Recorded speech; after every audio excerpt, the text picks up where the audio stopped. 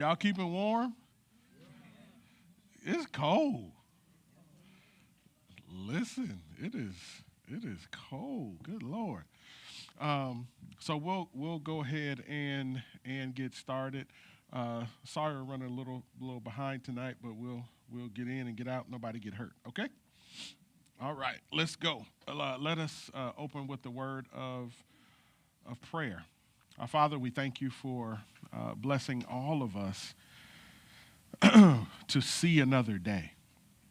Lord, we thank you for meeting us when we woke up this morning and deciding that it was our time to get up and to go out into the world and to live the life that you have given us. And we thank you, God, for every moment, every minute, every hour. We thank you for all the time that you give us. And Father, we thank you for blessing us to be able to make it through the day, to make our way even down to the house of prayer one more time. We fought through the cold and the traffic and everything that told us not to come and not to go. And here we are, God. We just give you thanks and glory for who you are and what you do. Father, we ask that you would bless us tonight with your spirit, bless us with your presence, give us your wisdom, give us your guidance and understanding. Help us to hear what you desire to say to us. Increase our learning so that we may grow and understand better how to be better stewards of what you've put in our hands. Father, we thank you, we love you, we honor you. In Jesus' mighty name we ask it and we pray. And everyone say it together. Amen. All right. So, so last week we were streaming. We streamed this, and tonight we're going to stream it. But we may not continue to stream, and the main reason is because people need to be here. This is bottom line. And there's some things that we're going to do that you're not going to be able to do at home, or it's not going to work the same. And so once we get people into groups and you guys start looking at things and doing stuff, like, you're going to need to be here in order to get that interaction. So, but there are some people who they listen online, they watch online because they can't come. They're not able to. Either they're working or we have quite a few people that listen and watch from out of state. And so for those of you who listen and watch out of state, what I want you to do, and I'm talking to people online now, what I need for you to do, if going through these lessons on investing, particularly in the stock market, if these lessons have been a blessing and helpful for you and you want to continue, what I need for you to do is to put your name and email address in the chat, okay? Put your name and email address in the chat, and we're going to hook up something special just for you, all right? And so when we no longer stream, you still will have access because we're going to do something special just for you, okay? So if you can do that, that would be helpful. All right, so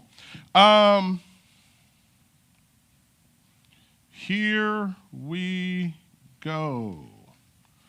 I want to start off talking about, matter of fact, let me just ask this question. How many of you guys are brand new to investing or stock market, anything like that? Okay, gotcha. Okay.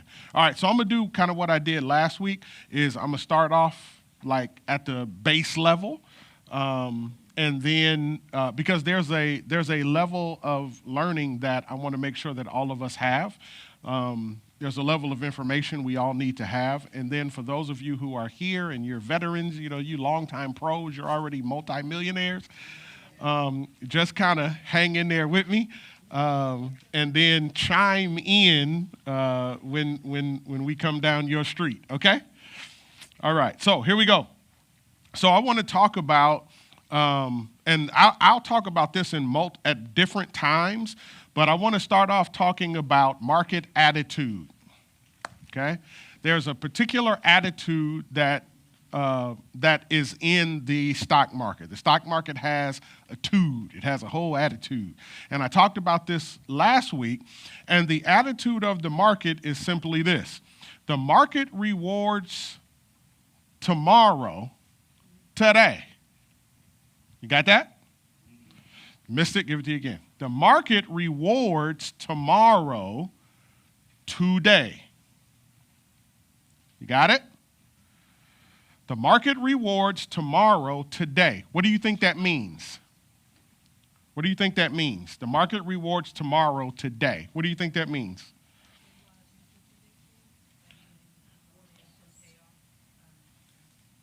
There you go. Forecasting. So the stock market, and I told you this last week, the stock market is always looking it's always looking forward. It's always looking into tomorrow. Right? It doesn't care anything about today, and it doesn't care a whole lot about last week. It's looking for tomorrow. Okay? And so let me give an example of what I mean, right? This is hopefully you understand what I mean when I show you this. So, you see this? Can you see that? All right. Now, this is one of the stocks in my account. Okay? So I had a particular stock called GEV. We talked about GEV last week. We'll talk a little bit more about it tonight. So I had an option call on GEV, okay? And my option doesn't expire until January 16th, 2026. However, whenever you have an option play, you always want to get out of it about 30 to 45 days before the expiration date if you're going to sell it. Okay, more about options later. But this was my option call, right? So I was banking that it would get to $650. That's what you call a strike price. Again, we'll get into that later. But as you can see, it was up yesterday. So they paid me $215 yesterday. But I was down overall $1,900. Right? Yesterday, it gave me a 7.78% return, which represented about a 215, but I was down overall 39.19% on the entire call. Right? So, I went to sleep last night, woke up this morning with my mind stayed on Jesus. And that's what my account looked like this morning at 7 o'clock.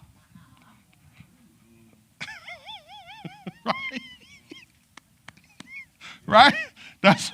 Went to yesterday, today. Yesterday, today. What's that number that you're pointing at right now? Which one? The 30, 60, and the 80, 60. The 3060 is so when I start explaining when we get into options, I'll explain to you what we call contract costs. Okay?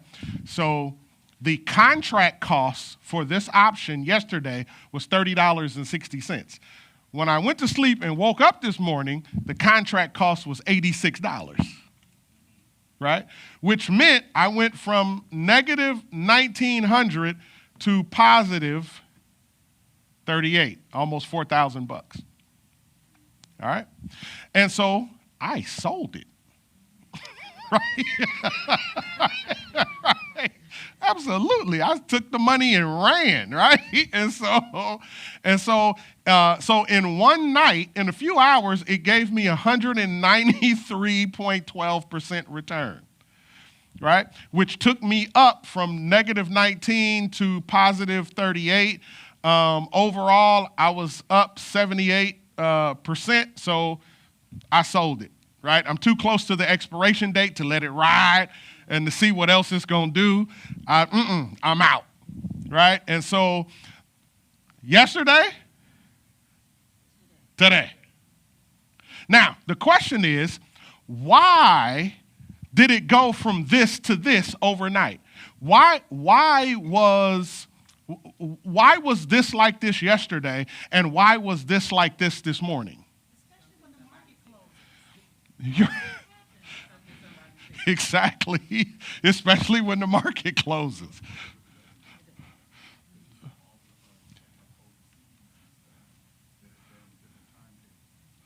But they're in a different market too. Yeah, because you have. I always hear this. I used to listen to one guy who would always talk about, well, this is what it is up until close, but then there's always the stuff that happens after close. Aftermarket trading. Yeah, yeah, yeah. You have pre-market trading, which happens right before the market opens. Like, how long is that? It's like, what was it, like an hour, hour and a half, something like that? About 2 hours maybe. So that's called pre-market trading. And then there's post-market or aftermarket trading, and it's normally like a few hours after the market closes. And so, but this is what happened. This is what happened. So the market closed yesterday, right? Our time, 1 o'clock, boom, market closed. Round 3:30, this came up.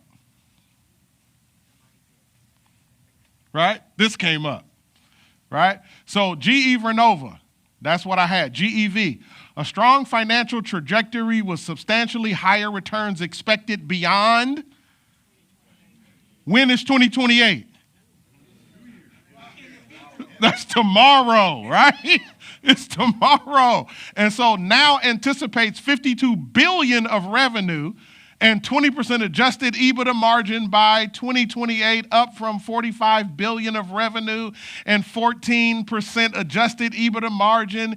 18 gigawatts of gas turbine contracts signed quarter to date. Expects to reach 80 gigawatts of combined slot reservation agreements and backlog. Backlog means people are standing in line waiting to do business with them. That's backlog. So they have agreements and backlog by year end. Expects to grow total backlog from 135 billion to approximately 200 billion by year end 2028, inclusive of doubling the size of electrification backlog.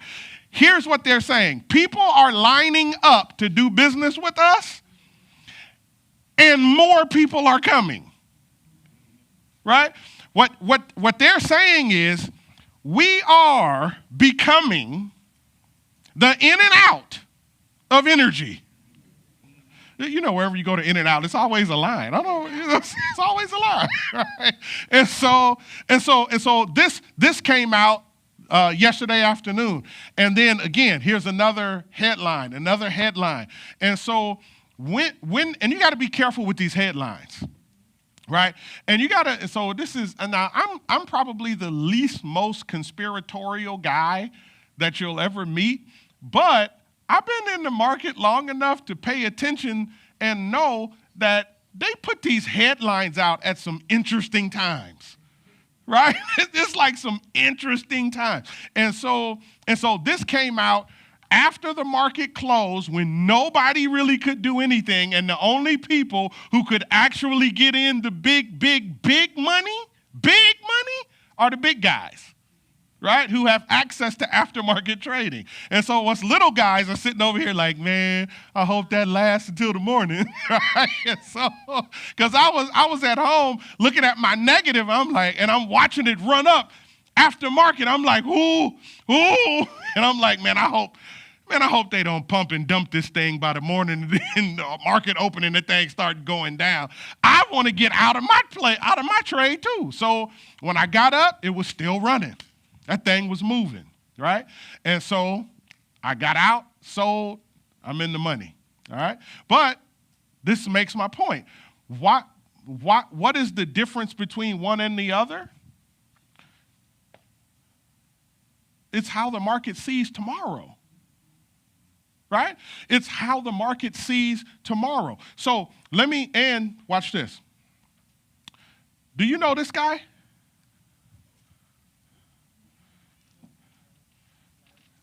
You know him? Never heard of him? Say what? Not that Larry? Okay. All right. So who is this guy? Right? This guy is the CEO of GE. Right? He's the CEO of GE. And I've learned that the right CEO can make a huge difference in a company. Right? So watch this. He's eliminated substantial debt. He has raised revenue. And he has increased profits. What else do you want a CEO to do? Right? He's done all the right things, right? He's lowered the debt, he's raised revenue, and he's increased profits, right? And as a result, GE has gone berserk. I think I told you last week, GE, for those of you taking notes, you might want to write this down. GE has subdivided themselves into 3 different companies. There's what's called GE Aerospace, right? And this is the company that where they focus in on airline, the engines, the jet engines that fuel that they strap on airplanes, all that kind of stuff, right? So they're into that, and then there's some other stuff behind that too, because you have like these huge turbines they have, and it's a bunch of business that they do with GE Aerospace. And then you have GE Vernova, which is more like your typical, the GE company that everybody knew, but there's also some expanded stuff with that has to do with energy and energy production and all of those things. So that's GE Vernova, okay? Then the last one is GE Healthcare, okay? Now, watch this. Let me show you something. This is GE Aerospace. Take a look. Can you guys see this, or is it too small? Okay, scoot up. Because I can't make it bigger. Okay. So this is GE Aerospace. So GE Aerospace is how much a share right now? $283. Now, here's what I need for you to see, right? So on the one day, it's down 0.68%. In 5 days, it's down 2.77%. In 1 month, it's down 8.50%. However, in 6 months, it's up 20.68%. Year to date, meaning from January 2025 to right now, it's up 68.89%. I don't know if y'all understand what the numbers are. That is huge. That is the entire stock market doesn't go up 68% in a year. And this one company, 68% for year to date. In 1 year, so if you go back to last year this time and then you bring it forward to this year this time, they're up slightly lower, 65.84%. In 5 years, guess how much they're up? $404%. That's quadrupling your money in 5 years. And all time, since they did the break and then they started officially again, 5.85 thousand %. When you say the break, you mean when they made 3 different companies?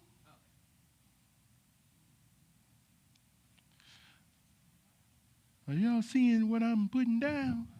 Look, so, right? Here we go. Okay? CEOs have great impacts. They do. All right? Here we go. GE Vernova. That's the one I just did the options play on, right? GE Vernova. So watch this. One day, which was today, they're up 15.62%. This is how much they added to their stock today. $97 added today. That's big. That's big. And so they're up 15.62%. In 5 days, they're up 14.61%. In 1 month, they're up 23.47%. 8.3%. In 6 months, they're up 51.36%. Year to date, from January 1st to today, they're up 117.25%. Right? In 1 year, they're up 116%. All time, they're up 528.70%. Right? This is GE Healthcare, right? Much smaller numbers, they're not rocket science numbers, but they're positive, right? And so 1 day, they're up 1.73, 5 days, 1.88, 1 month, 14.97, 6 months, 17. Year to date, they're up 7%. 1 year, they're up 2.5%, and all time, they're up 34%, right? So it's a much smaller growth pattern, but they're still positive. Why is that important? Because what I'm trying to tell you is that if you're looking for something that you might want to take a look at and put on your watch list, you might want to take a look at GE, because their CEO is a top-notch CEO. And a top-notch CEO tends to bring great performance to great companies. In fact, they make great companies, and then the performance follows the greatness. Okay? And so GE is right now, before, I wouldn't have told you to look at GE for anything. But right now, they're doing really, really well. The CEO is top-notch. The returns are there, as you can see. And all of their forward-looking projections and like everything that they're looking at is, right? So, GE. Any questions about that? Does that make sense as I'm describing it to you, as I'm explaining it? Your aforementioned was about conspiracy Mm-hmm. before you came here. Mm-hmm. Any correlation, or you want to expound more? Or you break it down later? Yeah, let me hold off a second. Yeah. Okay, all right, here we go. So the question becomes, what makes stock prices go up and what makes stock prices go down? Okay? That's the fundamental question people want to know. What makes stock prices go up and what makes them go down? So here's what you have to understand. There are two different types of investors in the market. There's what you call retail investors, and then there are what are known as institutional investors. Is everybody with me? There are what? And? Now, who are the retail investors? This is us. Okay? Not the show, but in reality, this is us, right? We are retail investors. That's what we are. That's who we are. We are retail investors, okay? And one of the key things about a retail investor is this. Retail investors, let me explain a couple things. Retail investors have more freedom than institutional investors. However, retail investors don't have enough money to move the market. Okay? Like all of us in here combined, if we sold everything we had and went liquid with everything, cashed out all policies,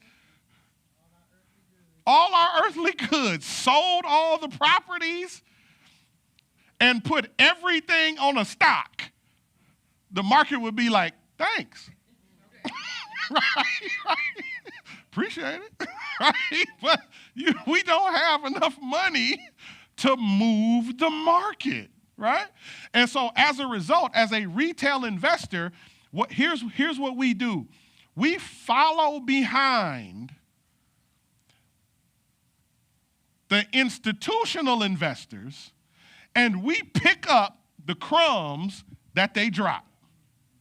We ride the waves they create, right? That's literally how this works. And so Institutional investors would be these guys, right? They're the venture capitalists. They're the hedge funds, the mutual funds, private equity funds, endowment funds, insurance companies, pension funds, right? So these guys come into the market and they move the market because when they come in and buy stocks, these guys are buying, these not like we'll go in and we'll be like, man, let me, like, GE, hold on. Yeah, so GE Vernova is $732 a share. So we'll be like, man, I got two of them. Right? You know what I mean? I got two of them. You know what I mean? So, next month when I get paid, I'm going to get a third one. That's how we do. When these guys show up, they like, yeah, give me 1.5 million of those. Just like that. Yeah, give me 10 million of those. Right? And so they come in and when I say move the market, they move the market. Right?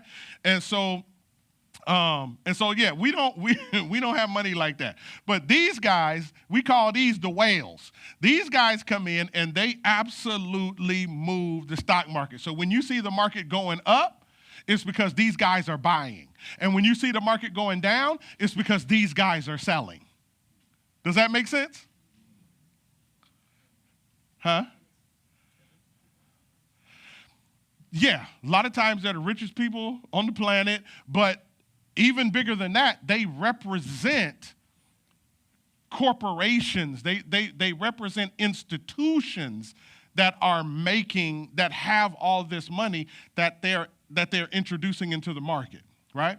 Now, again, for us, we have a little bit more freedom than these guys.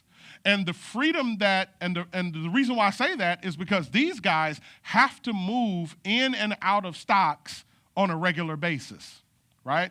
They have to create waves. And why? Because they have people to be accountable to. They have stockholders. They have, there's a lot of people that they are accountable to make money. So they have to consistently move. But that's good for us because when they consistently move, it consistently makes the market go up and down. And if we can learn the pattern of how they move and when they move, like I told you last week, right? It's like double dutch. You know what I mean? And so, stop calling me. So when you kind of get in rhythm and you find out, oh, that thing is dipping, oh, but it's going to come right back. You just wait and you buy the dip and then you ride it back up. That's the idea. Is everybody with me?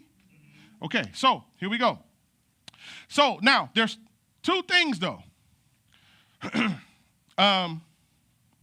And I told you guys this over the last couple of weeks or so, is that what you want to do is you want to learn how to buy in the dip. Remember I said that? You want to learn how to buy in the dip, which means this, that when the stocks go down, on your screen it's going to look red. In your head, it has to look green. All right? When the stocks are running up, on your screen it's going to look green. In your account, it's going to look green. But in your head, you have to see red.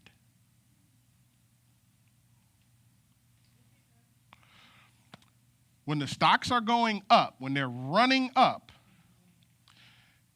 it's going to look green. And everybody likes that.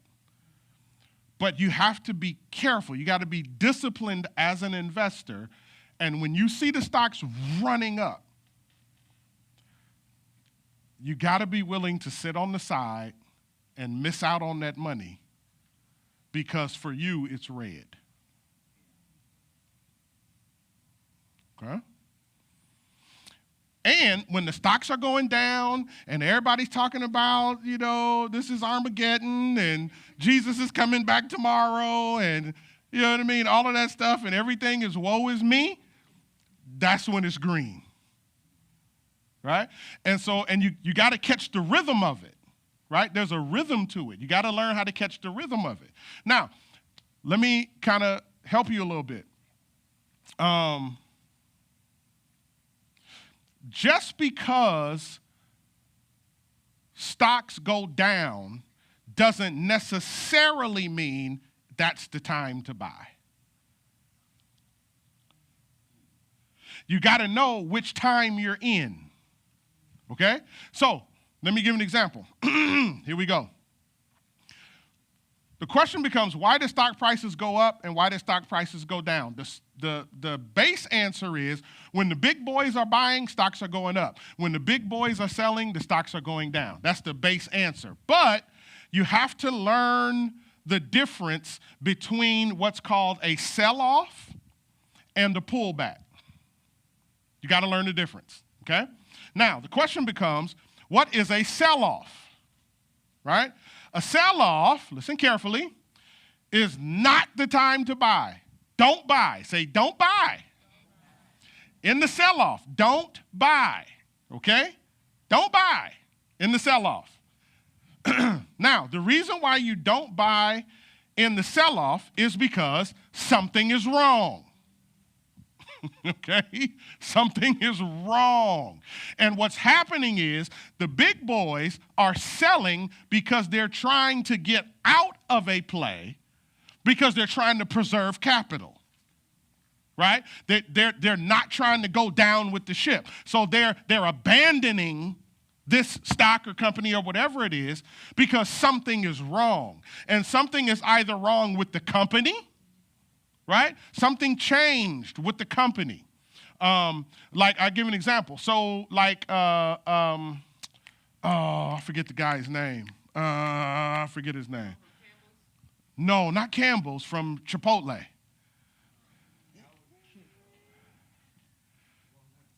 Yeah.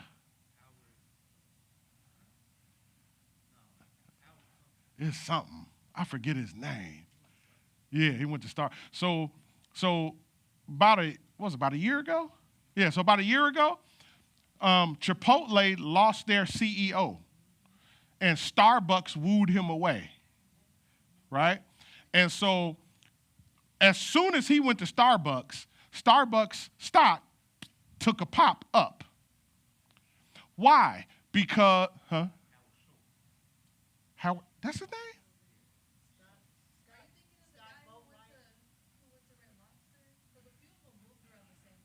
They did. Yeah. Yeah. No, the Chipotle person went to Starbucks.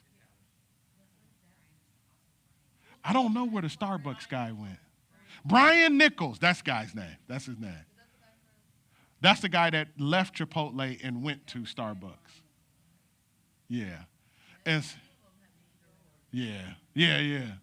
And so what's interesting is this. If you watch Chipotle stock has been ever since he left. Right? Starbucks stock popped, came back, and now it's kind of stable because he's working, but he hasn't been able to do for Starbucks exactly what they've been looking for him to do. But it's going to probably take a couple of years for him to actually make the changes he wants to make. But this guy is a proven CEO. He did the same thing for Taco Bell. What he did for Taco Bell, he did for Chipotle. I don't know if you guys remember. Remember Chipotle had that E. coli situation, and they stock. And then they brought this dude in, and he was like, nah, come on.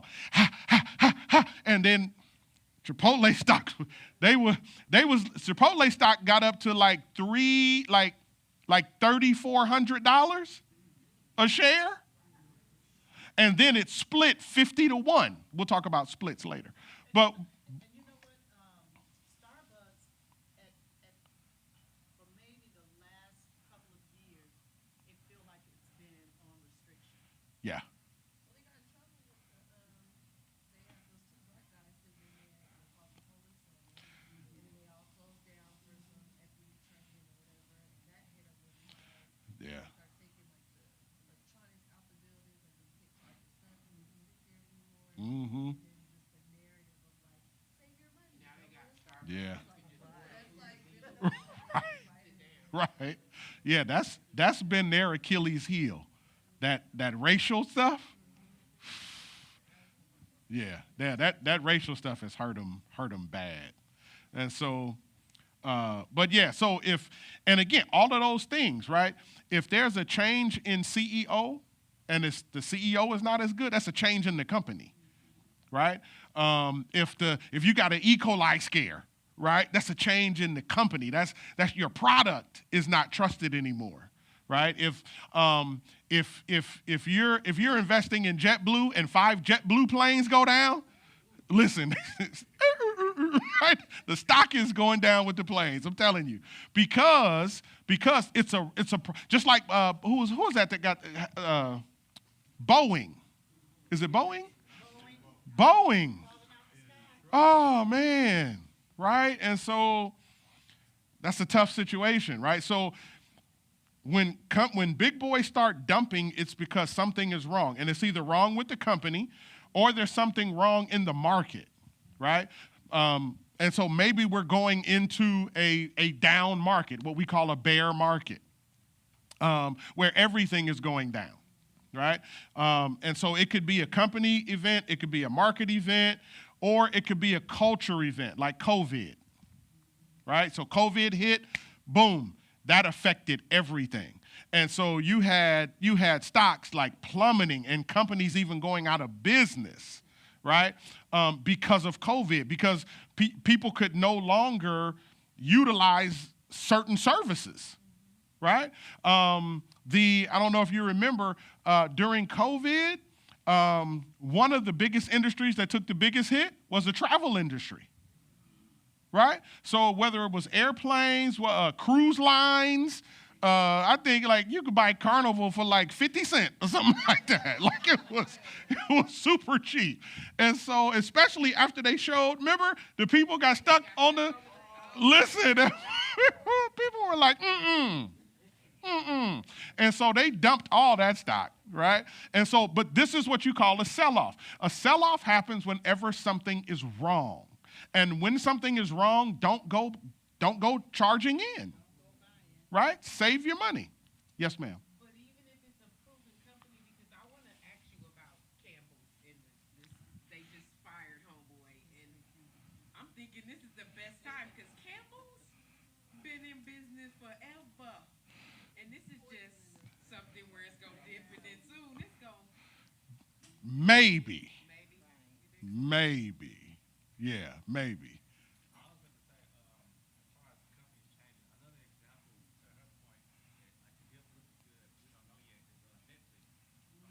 Yeah. Yep.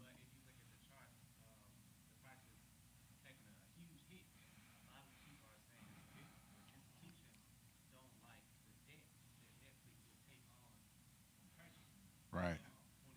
Right.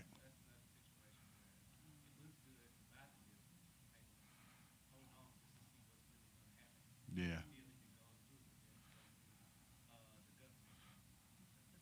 Yeah, how it's going to shake out.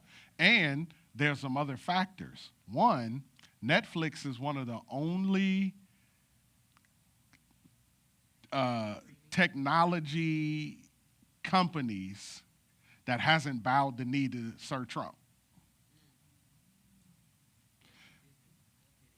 And Trump has friends.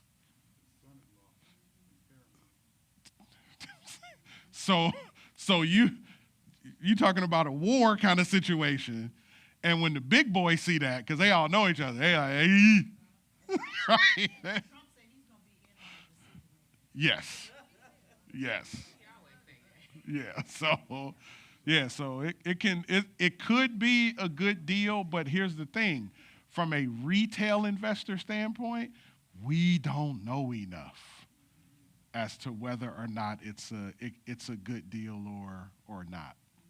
So, yeah. So, yep.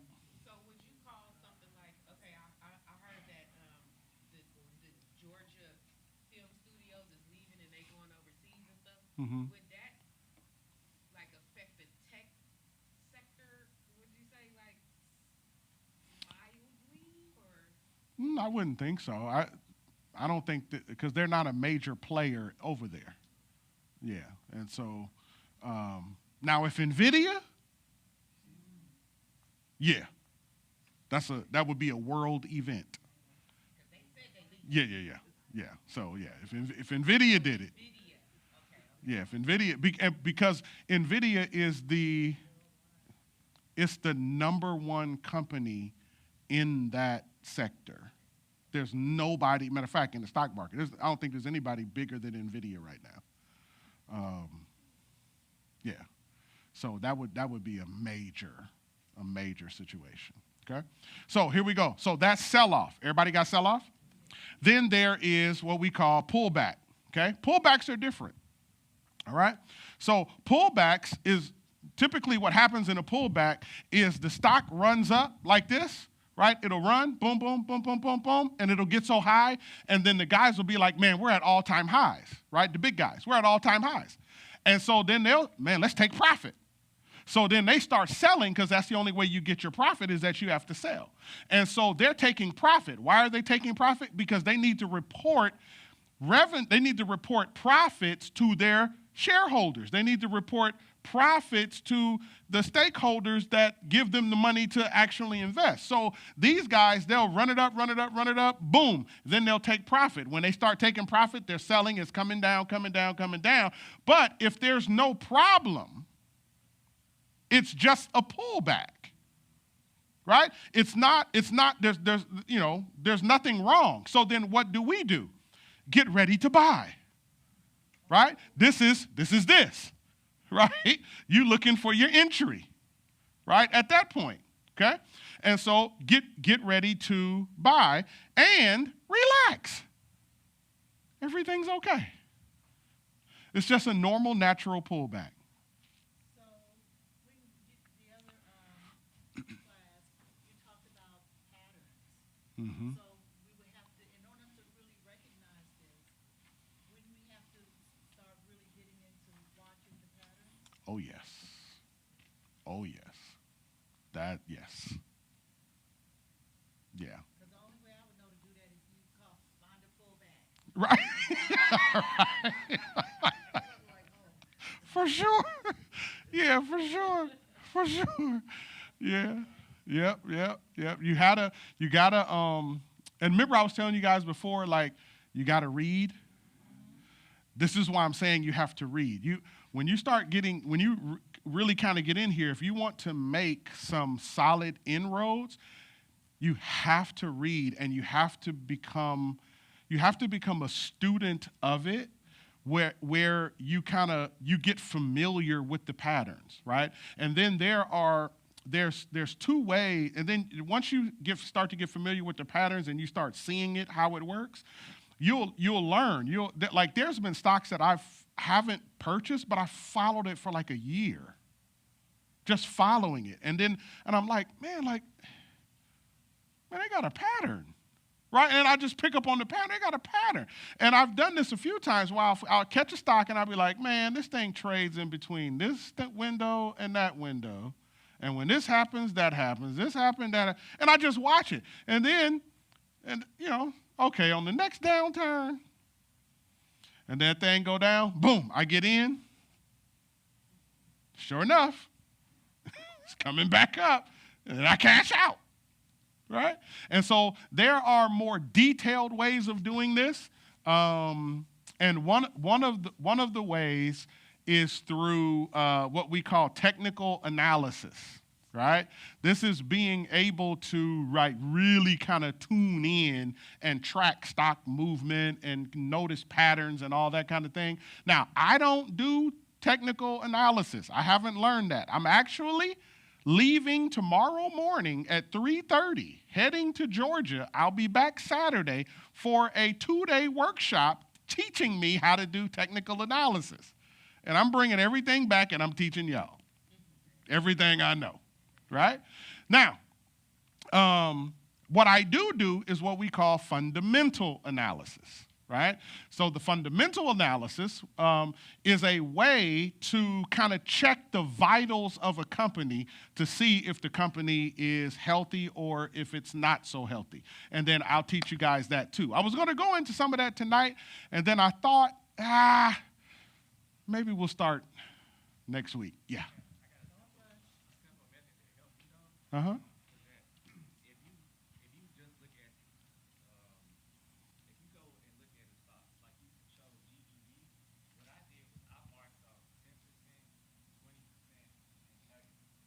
Yep.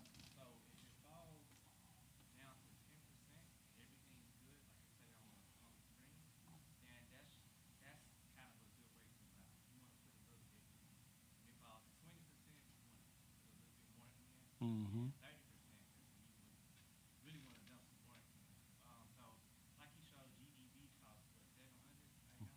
Mm-hmm.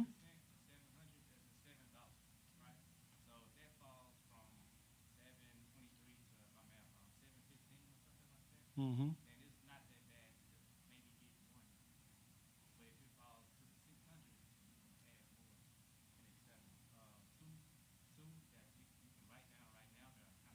Mm-hmm. Yep. Yeah.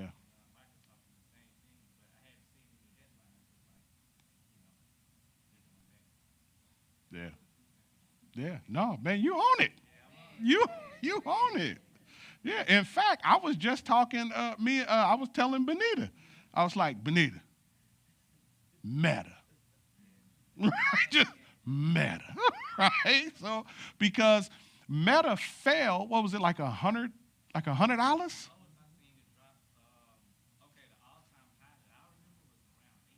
Yeah. Yep. Yep. Right. And the question is, why did it drop? So sometimes the market can be a diva. Serious. Like it just swoons for no reason. They be doing too much. It's too emotional. And so Meta had a earnings call, right? The earnings call is when companies have to report how they did for the quarter. So they did an earnings call, and there was some kind of tax bill that came in that they had to pay, like some super large tax bill. It was a one-time thing, and it threw their numbers off in terms of reporting for the quarter. And so, and then right after that, boom, everybody, and people, and even the analysts, they were like, what just happened?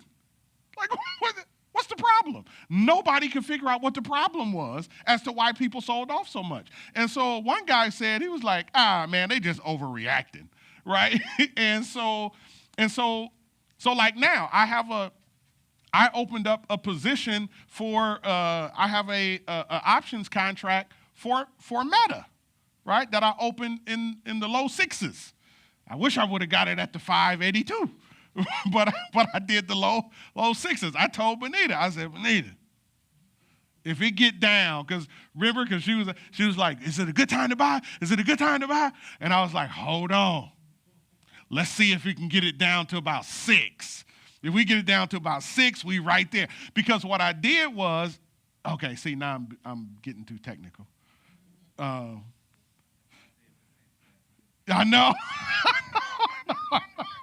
I know I'm getting too technical. But I told Benita, I said, this would be a good time to buy right here, right? And so her and I, we were both eyeing it, looking at it, right? And so I went and got an options contract. And she said she got some, but here's what everybody feels. Everybody feels the next stop for Meta when it goes back up, it's not going to stop till it get to 800. And then they feel that when it gets to about 800, it'll meet what we call resistance. It'll go back down a little bit, and then the next thing is it's going to 1,000. Everybody I talk to, everybody I'm listening to feels Meta is going to be a $1,000 stock in the next 2 years. Right? No guarantees, but that's the general consensus. And it's a general consensus because of the strength of the company and the acuity of the CEO. Mark Zuckerberg is a heck of a CEO, right? And so again, yes. Thank you, Chris. I appreciate that. All right, here we go. So now I want to switch a little bit and kind of go back and pick up from here. There are three main ways to build wealth with stocks, okay? Three main ways to build wealth with stocks. Now, before we get into this, I want you to write something down, and I want you to circle it or highlight it because I never want you to forget this, okay? I want you to write this down, circle it or highlight it. I never want you to forget it, okay? As you're learning, don't focus on dollar amount. Don't focus on dollar amount. Dollar amount will discourage you. Don't focus on dollar amount. Focus on percentage. Okay? You want to focus on percentage. Let me tell you why. If I give you $1 and I give you another $1, how many dollars do you have? Is that a lot of money? It's more than $1 that I used to have, but that don't really get us up in the morning for $2. But if you stop focusing on the dollar and you focus on the percentage, you just got a 100% return. So now if I give, if you got 100,000 and I give you 100,000, is that worth getting out of bed? Absolutely. Right? Because, yes, you stay up all night, right? And so, right? So if I tell you in the morning, I'm going to give you another $1 for the $1 you got, you're finna go right to sleep. But if I tell you in the morning, I'm going to give you 500,000 for the 500,000 you got, you ain't going to be able to sleep. You're going to be trying to talk, hey, is he really going to give me this 500,000? And so this is why I want you to focus on percentage and not dollar amount, okay? This is important, yes. Oh, it did? Oh, I'm teaching. I can't turn it. You can do it. You can, feel free. All right, so, okay, here we go. All right, here we go.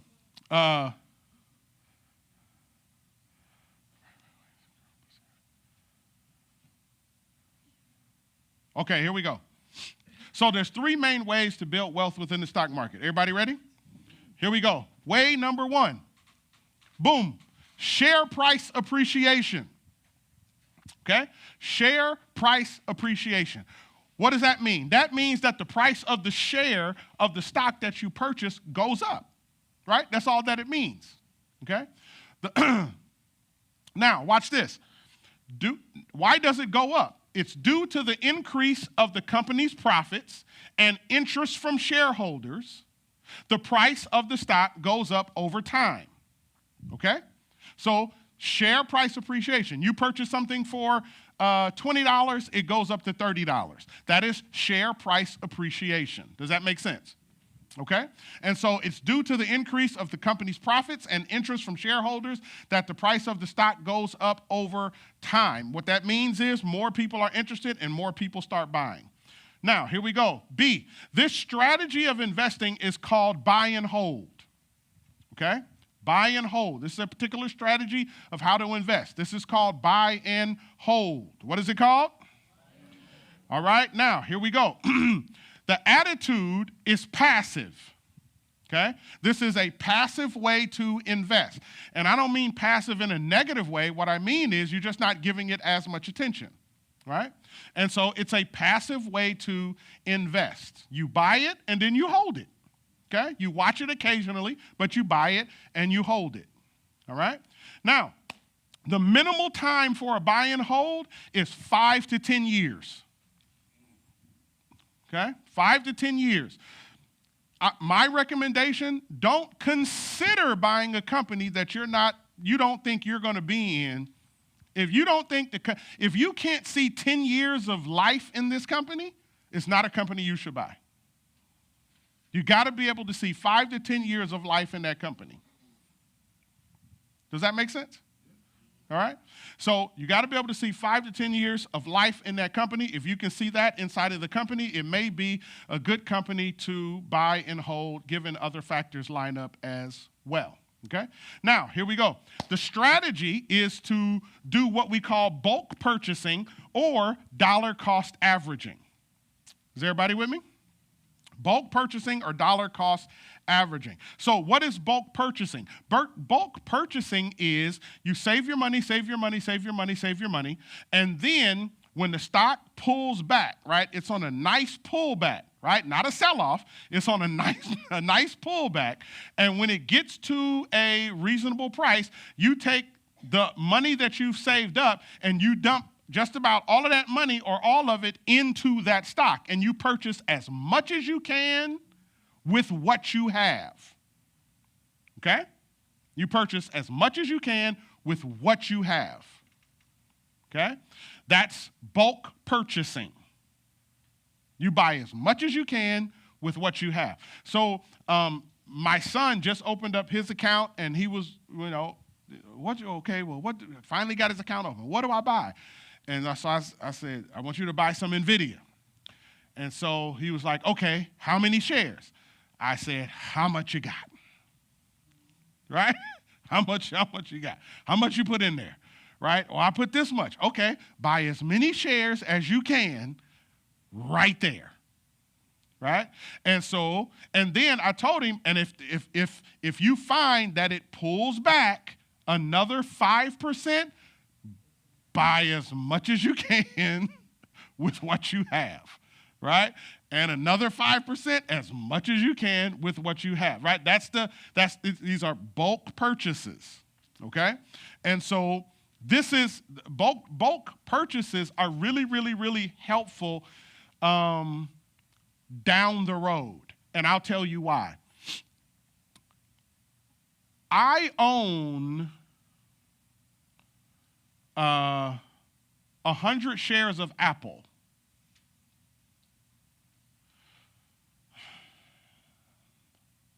What's Apple stock going for right now? What's it going for? $277. I bought it at $121. I wish I would have bought more Apple stock at $121. Right? Because with all the pullbacks, it ain't never went back to $121. Right? And so bulk purchases allow you to benefit down the road, because if the company is a good company, and if the company continues to go and the stock price goes up and up and up and up, you'll get to a point where even at major pullbacks, unless something is terribly wrong with the company, in which you probably need to sell your shares at that point, but even like you don't have pullbacks that will bring you back to that original price. I have a question. I know somebody that has a lot of Apple stock, and they keep saying they're waiting for it to split. What does that mean? To split? Trying to think how I can explain split without taking like 30 minutes. So a stock split is, and I don't think Apple gonna split. But a stock split is when the price of a stock, what happens normally is the stock gets to a price that becomes it's felt that the stock is too expensive for people to come in and purchase. And the company is also looking to raise money for different things that they want to do. So what they'll do is they'll do what's called splitting the stock. So they will take, and then the board of directors has to approve it. And once they approve it, they'll determine what the split will be. So like it could be a 2-for-1 split. It could be a 3-for-1 split, a 4-for-1 split. When Chipotle split, it was a 50-to-1 split. When NVIDIA split, it was a 10-to-1 split. And so what that means is for every one share you have, if it's a 10-to-1 split, you will get 9 other shares for the 1 share you have. Okay? Now, each one of those shares will still add up to the same amount. Right? So let's say the stock price is $500 and they do a split and it's 5-to-1. You will now have 5 shares that's $100 each. Okay? Because you had 1 share that was 500, 5-to-1. Now you have 5 shares each for $100. Now, like, that's one of the ways people get really, really rich when stocks split. Yes. Yes. Right? Because if it gets back to $500, you no longer have 1 stock at 500. Now you have 5 at 500. Right? And so people have historically done really well and made a lot of money on stock splits. The only problem is you don't know when a stock will split. Like Netflix just split. Was it 10-to-1? And so they were like 105 or something like that. But now something happened, right? And since something happened, I think they're down now to like 92, something like that. Yeah. So yeah, I have so many shares of Meta that I purchased when Meta was a lot cheaper.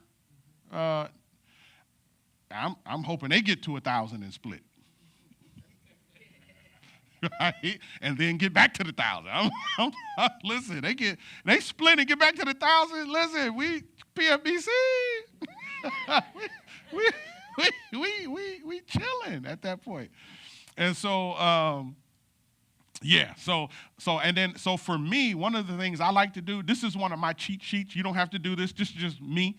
I make a list of companies that are growing substantially and they have good fundamentals, meaning the company is a good company, it's a healthy company.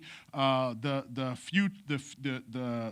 future projection of what this company is and is going to be and what it's doing, it's emerging. They're making deals, partnerships, things are happening. I mean, the company is growing and moving.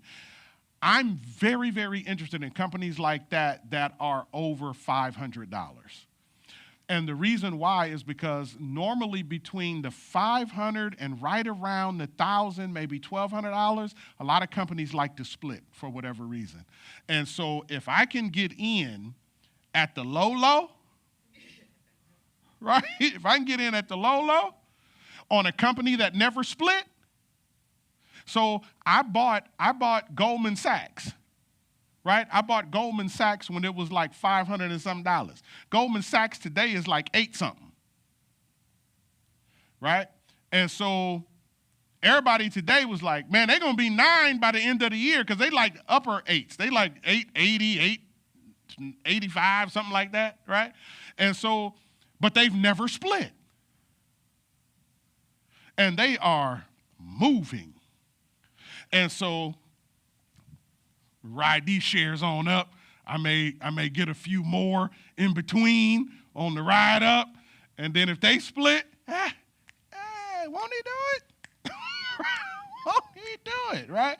And so that's just one of my things. I make a list of companies that typically they're over $500, and they're doing really, really well, and they've never split. Why do I do that? Because I'm looking to be able to get in on the low, and then if it splits at a higher price, then I can I can double my shares, and then if the company is still growing, a good company is going to do what it does, right? And so like Goldman Sachs has years of life left in it. Years. Same thing with, a bunch of other companies like that. And so that's just one of my strategies. Okay? Any other questions about that? Did I explain stock splits? Okay. Okay, all right, here we go. So the strategy is either bulk purchases or dollar cost averaging. So what is dollar cost averaging? Dollar cost averaging is investing a fixed amount of money every month or at regular intervals, and you're not really tripping off of what the stock price is, right? So it's investing a certain amount of money at different intervals or at different times. Normally, when people dollar cost average, they normally do it on a monthly basis, because what they've done is they've gone through their budgets and they've slotted they're going to invest this much per month, right? Whether it's $50 or $100, $25, $200, $1,000, whatever it is, right? Whatever your budget is. People will take a certain amount and say, okay, I'm going to invest this every month. And what they do is they'll go in and they'll buy shares of the same stock. That's called dollar cost averaging. So that sometimes when you buy the stock, the price is going to be up, right? That's the idea. Sometimes when you buy the stock, the price is going to be up. And sometimes when you buy the stock, the price is going to be down. And so you'll have some of the stock that you purchase where the price will be up, and some where the price will be down, and the average in between there will be what you actually paid for the shares. Does that make sense? Okay? So they call that dollar cost averaging. One of the advantages of dollar cost averaging that people do, and the reason why people do it, is because it gets them into discipline and consistency of investing. Okay? One of the easy things to do when you're investing, is to forget, right? And then you just don't do it. And you haven't done it in a long time, and then you'll have an account that you had for 3 years, and you forgot you had it, And then you'll come back, and sometimes you'll come back and all your money gone, and sometimes you'll come back and all your money up, right? And so it just depends on what you picked when you forgot you had it, all right? And so people will do dollar cost averaging because it gets them into regular intervals of actually putting money in the market. Does that make sense? Okay, all right, here we go. Let's see. Boom, boom, boom.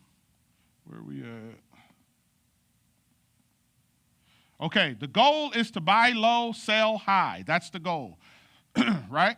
With buy and hold. You buy low, you sell high. That's the goal, okay? Now, here we go. Next.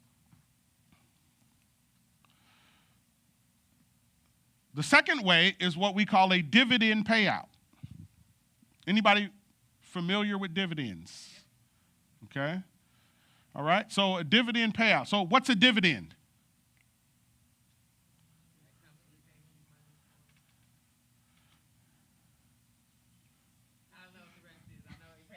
Okay. Company pay you money. Okay. All right. So a dividend is a portion of the company's profits that they decide to share with the shareholder. Kind of like profit sharing on your job, okay? And so this is what we call a dividend. Now, a dividend, here it is a portion of the company's profit that the board of directors has decided to share with the stockholders. Now, this strategy of investing is called dividend investing. There are some people who only buy dividend companies, right? There are some people who their whole strategy is to buy companies that are dividend companies, because they not only want the ownership of the company and for the share price to go up, they also want to get paid on top of it, right? And so you can have both. You can have the appreciation of the company, and you can also get paid on a regular basis if the company gives a dividend. Now, what you have to keep in your mind is all companies don't give dividends, okay? Some companies do, but not all companies do, all right? Now, the attitude when you dividend invest is passive. This is another passive investment, okay? Minimal time, I would say 10 years plus, okay? 10 years plus. You want to lock in, right? And if a company is paying you on a regular basis, why you want to sell it anyway, right? Lock in, okay? 10 years plus. Now, the strategy is bulk purchases or DCA, dollar cost averaging, same thing, right? And then you always want to purchase with the dividend threshold in view. Let me explain that. You always want to purchase with the dividend threshold in view. Is everybody ready?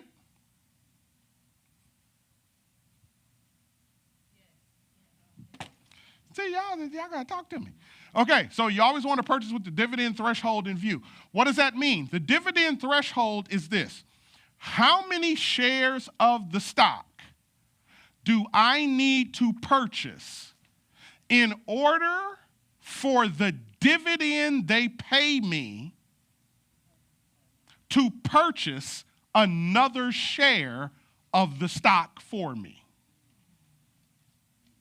Is everybody with me? Whatever money you make, you just go put it back in and buy some more, whatever you make. You got it. This is called turn on the drip, okay? Whenever you purchase a share of stock in your account, there is what's called the DRIP, the Dividend Reinvestment Program. What that does is whenever you cut your DRIP on, if the company you purchase pays a dividend, it will take the dividend and instead of putting it into your account as a cash deposit, it will take that, it will take that money and it will turn it into shares, right? And it'll turn it into fractional shares or it will purchase whole shares depending upon how much dividend you have coming in. Does that make sense? All right. So watch this.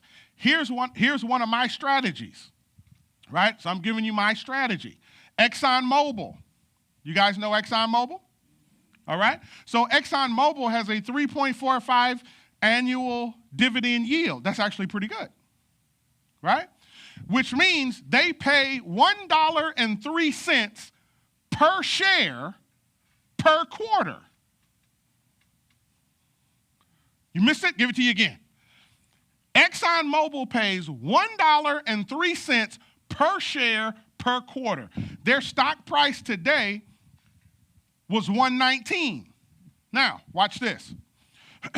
So I ran this scenario 2 weeks ago or a week ago when I wanted to do this. I didn't do it, so my numbers are going to be old, okay? So last week, listen carefully, their share price was $1.15. So here's a scenario I asked chat to run up for me, okay? So this is the constant dividend, constant price scenario.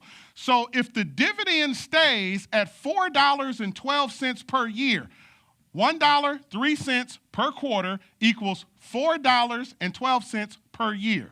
You got it?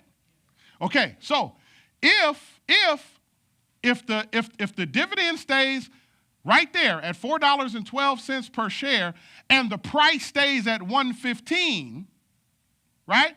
So after 10 years, if this stays, nothing changes. Everything stays the same. What this will do is that it will take this $4.12. Oh, I gave it another scenario. I told it that I bought 100 shares. Okay? So if I buy 100 shares, this is going to give me $412 a year. You got me? What it's going to do is every year it's going to purchase more shares for me with the 412. Just because I own the stock. I'm not doing anything else. I'm not adding any more money. I just own it. And because I own it, it's giving me more shares because I own it. So at the end of 10 years, if I did that and didn't do anything, didn't add anything, I'll end up with 141.80 shares. Does that make sense? All right, so here's another scenario. If the dividend grows by 3% per year, but the price stays constant, the dividend starts at $4.12, increases 3% per year, price stays at $1.15, results after 10 years, it will purchase for me, I will have 149.8 shares. Okay? Now, I can see that's not exciting to you. But do you know this guy?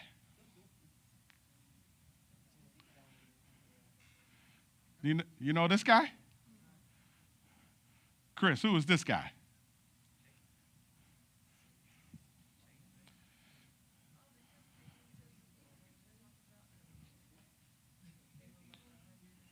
Yeah. This is the Chase CEO. Okay? Now, here's what you got to know. He owns 6.5 million shares of Chase. Let's see if it looks interesting now. So I'm going to give you a big dividend case just because I need you to see what this looks like. That's why I'm saying don't trip off the dollar amount. Focus on the percentage, right? Watch this. There's JP Morgan. They got a 1.93% dividend yield, which means they pay $1.50 a quarter per share per year. Their stock price is $3.10. He owns 6.5 million. Current dividend per share, $6 a year.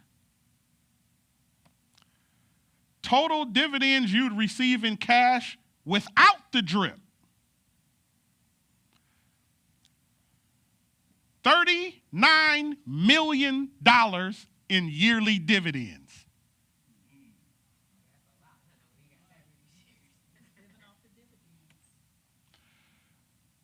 At $300 a share, I just took it down from $3.10 to $300 so that it'll be even. So if he cut his drip on, and he's getting $39 million a year in dividends, and he has the drip on, every year he's getting an extra 130,000 shares of Chase at $310 or $300 a share. Exciting now? Now, here's why I say you want to keep this for 10 years plus.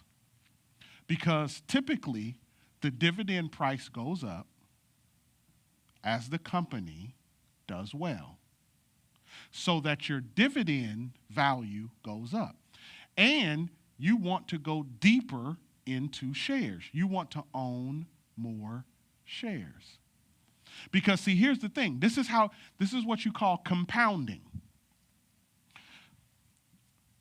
Next year, right, when this calculates, it's not calculating he's not calculating 6.5 million shares. Now it's calculating at,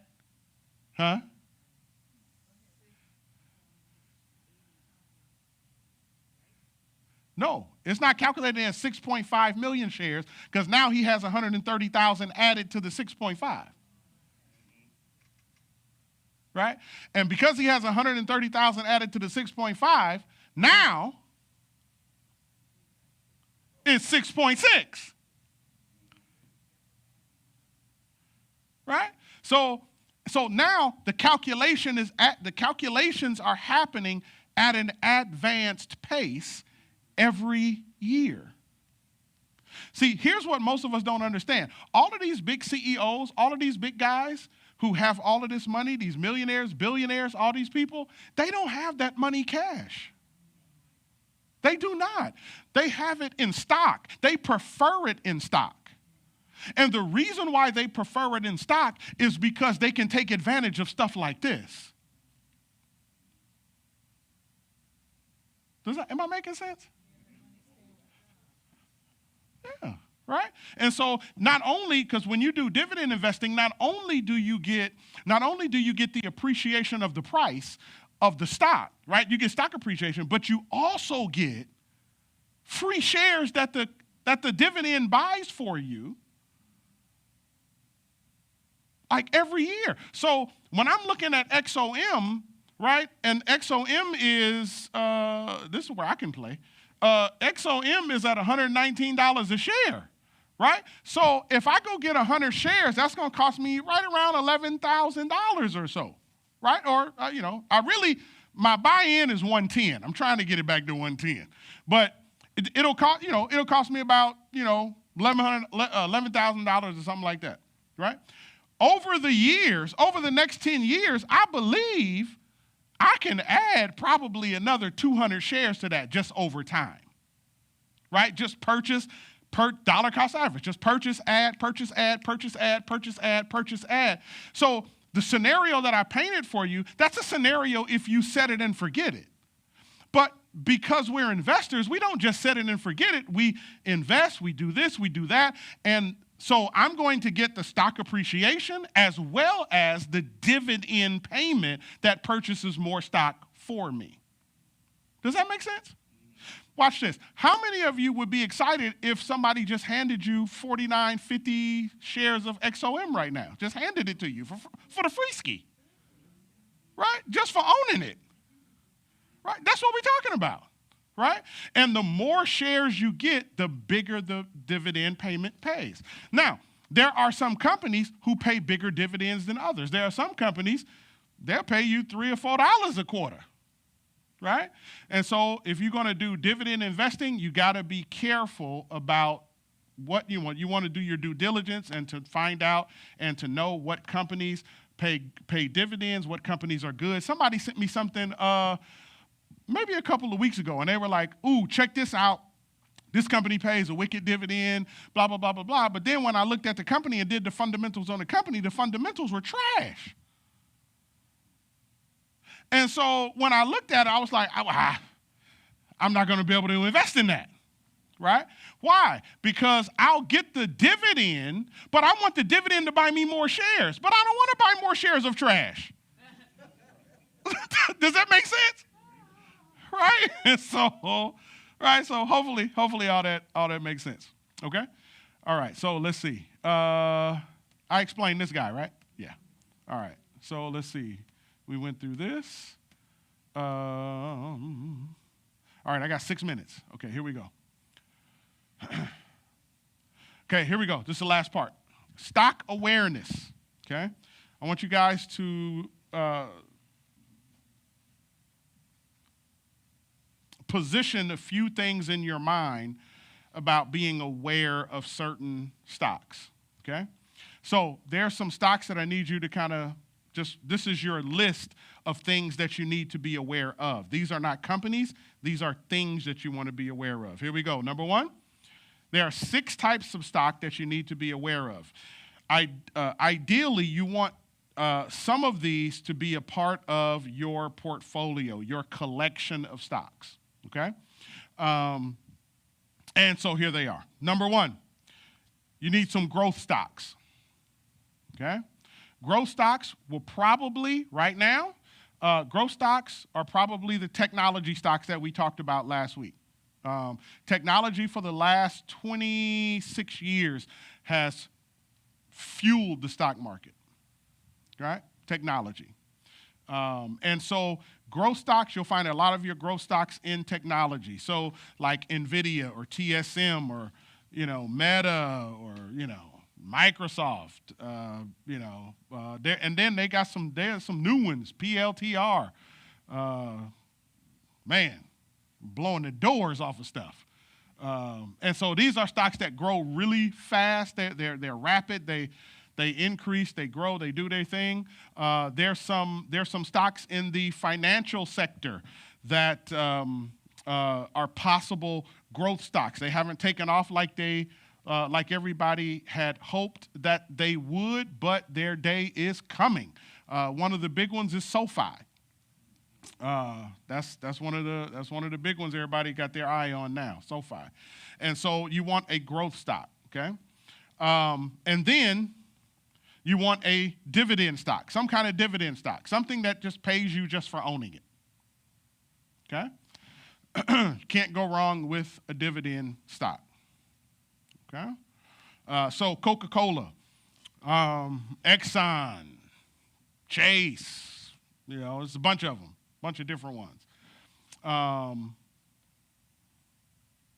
You can even get into REITs. Okay, a REIT is what's called a real estate, Yeah. So a REIT is a real estate investment trust, and so what a REIT is a group of is a company that has a group. It's like a mutual fund or an ETF.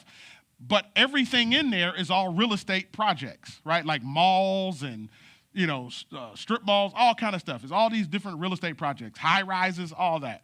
And so, Oh yeah. Oh, there you go. And they pay a month REITs pay a monthly situation. I don't you can get paid monthly off REITs. In fact, there's a few people I know who started off small in REITs, and they make actually, because they've been in them for so long, like 5, 6, 7 years, they actually make a decent, almost livable wage from REITs, right? And so dividend stock, cyclical stock, okay? A cyclical stock is a stock that has a season every year, right? It keeps going, right? I'm not suggesting any stocks, but just as an example, like Disney is a cyclical stock. Why? Because people keep having babies, right? And everybody wants the Disney experience, so Disney keeps coming up. There's a whole thing surrounding Disney that keeps them in business. Airline stocks, even though I don't recommend them, but airline stocks are cyclical. And there's a bunch of other stocks they have a built-in time frame in which they have revenue and business and all of that. Okay, cyclical stocks, and then blue chips. Okay, blue chips. Blue chips would be your well-established companies, right? These are your dinosaurs. They're not going anywhere, right? They've been here forever, and they ain't going nowhere. And so blue chip stocks are actually stocks that people use for safety, right? They'll run to those for safety. So they'll put money in them for safety. Now, I'll give you a company. One company that is a blue chip stock, but it's turning into a growth stock. IBM.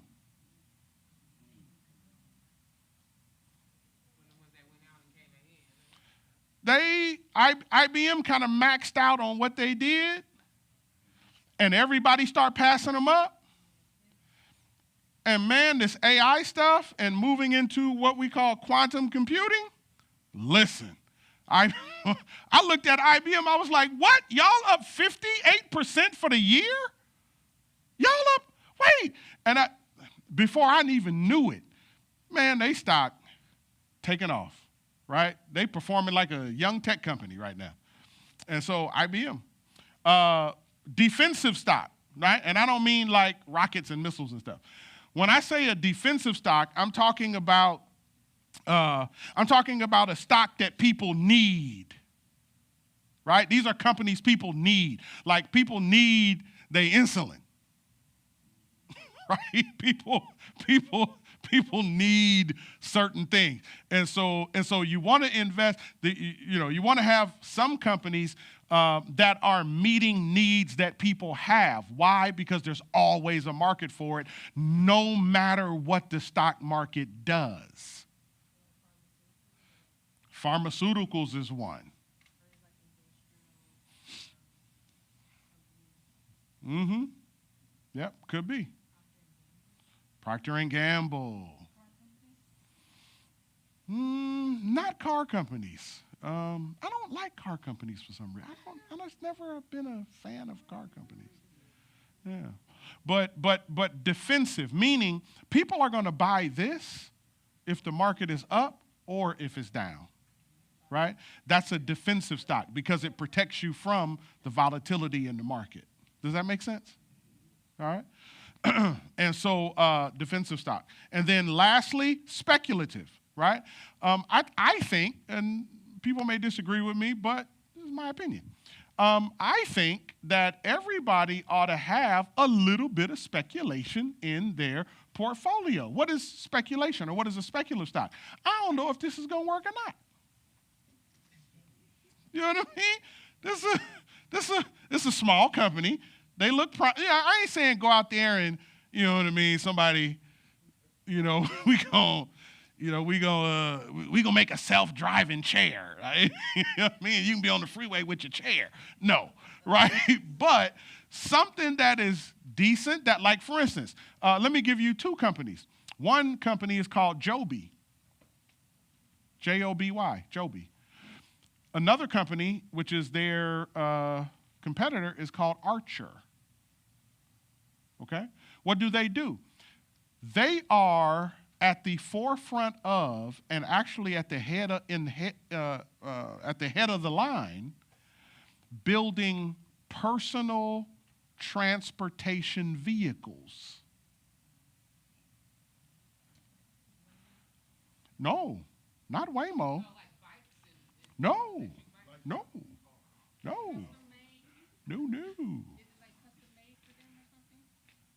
They'll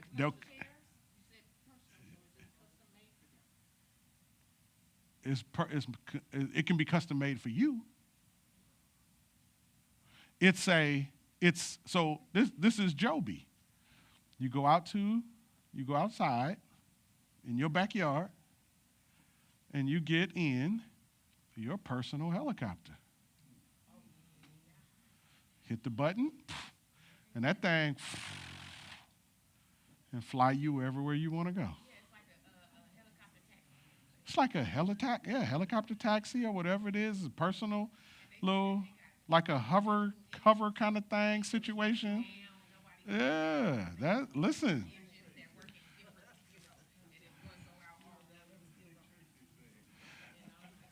Listen, all that stuff we used to watch, the Jetsons and all of that, we here. We here. And what I'm telling you is, like companies like that, Joby, Archer, a few others, they're at the head of the line. They're actually doing the thing and have government approvals and going through the testings and getting licensed and man. Yeah, like that's, you know what I mean? I had a friend of mine made a gang of money off Joby because I think he purchased he told me he purchased like 10,000 shares of it, but it was like when it was like $2. Joby at like $18 right now.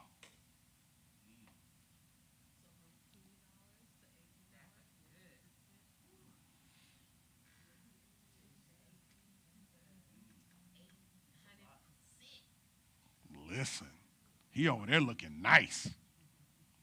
You know what I mean? So, but like when you start looking at like PLTR, right? Palantir. Palantir is a company that when it came and hit the market, people who saw it got in it when it was like $6, right? About like $6. Look up Palantir on your phone. Just look up Palantir. How much is Palantir stock? Just look it up. PLTR. PLTR.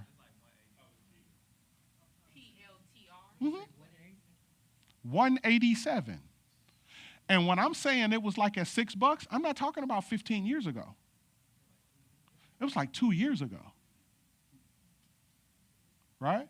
So what if you could have gotten Palantir at $6? Palantir, let's say it goes up to 500, 700, or whatever, and then it splits.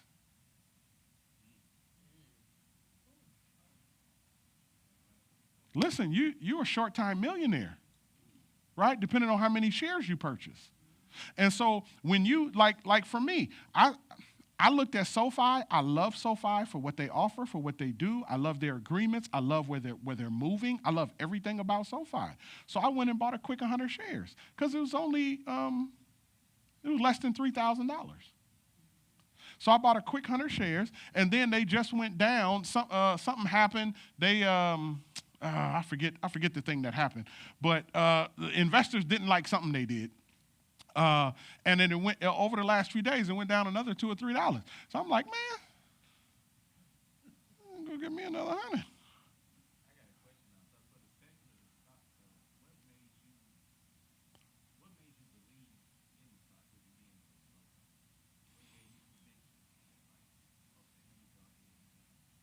Yeah, you talking about for SoFi? For SoFi, it was. It was, number one, their fundamentals. Their fundamentals are sound and solid. So just so you know, so I'll explain this in much more detail later for everybody. I'm at core. So there's two things about me. Number one, at core, I'm a fundamental investor. I do not invest in companies that I don't feel can cut the mustard fundamentally. You got to have, for me to put my money, you got to have sound books. You got to, and I'll teach you guys all that stuff, but that stuff it has to be sound. You know what I mean? It's like, so that's one. And then number two, I am a buy and hold investor, but I do other things to fuel my buy and hold, right? And so one of the things I'm going to teach you guys is options. Options is a way to do what's called supercharging your account. Being able to learn how to trade options is a way for you to make a lot of money really fast, relatively fast. And the goal is to take some of that money that you make in options and you turn it into buy and hold, right? So when I'm talking about I want to buy like shares of XOM and I'm saying it's going to cost $11,000, I'm not talking about saving my money, saving up $11,000 and going buying 100 shares of XOM. I'm talking about getting in an options trade and making 11,000 and turning that 11,000 into 100 shares. Does that make sense? What I'm saying? So I'll explain all that to you. Just keep coming. I'll explain all that stuff. But SoFi, man, I like the agreements that they have with and the people that they're partnering with and the direction that they're looking to go. Not only that, like their cost of acquisition in terms of customer acquisition is really, really low, and it's quite impressive. They seem to be one of the few companies in the fintech space that has been able to really to kind of penetrate sort of this new kind of this new group of people coming up who still have to do banking. It's the same people, and maybe this will make sense.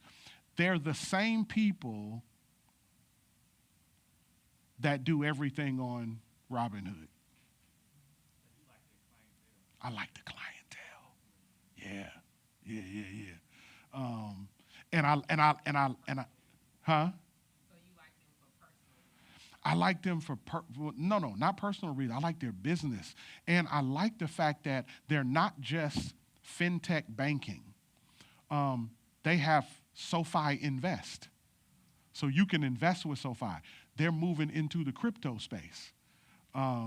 They're like, oh man, like everywhere finances touch, SoFi is moving into those places from an electronic standpoint, which is exactly where the momentum of the world is moving.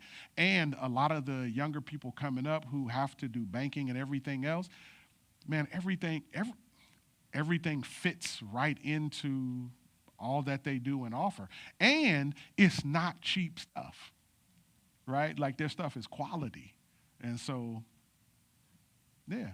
And they have SoFi, and I love this. SoFi gets a lot of people to sign up with them because the last I checked, they have the best, either the best or one of the best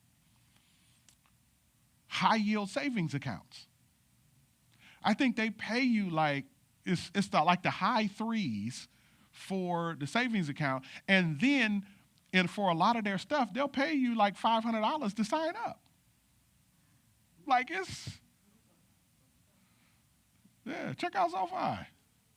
So yeah, I think I think they might be undervalued right now. Yeah.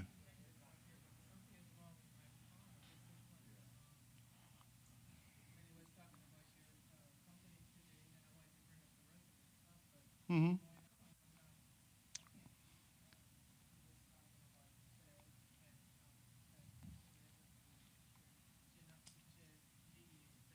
Oh, GE, yeah. Mm-hmm. Ah, see, that conspiracy. They don't want you to know. They don't want you to know. They're like, cut off. So,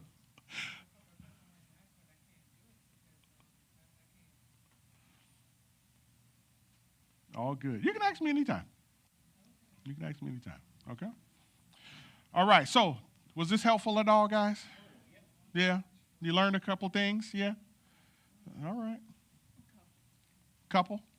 Good. Good, good. All right. Thank you for coming out. God bless you. Good night. And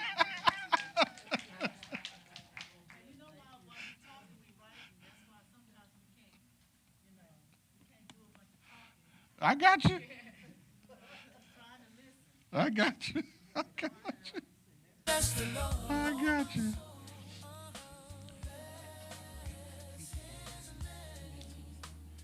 I didn't.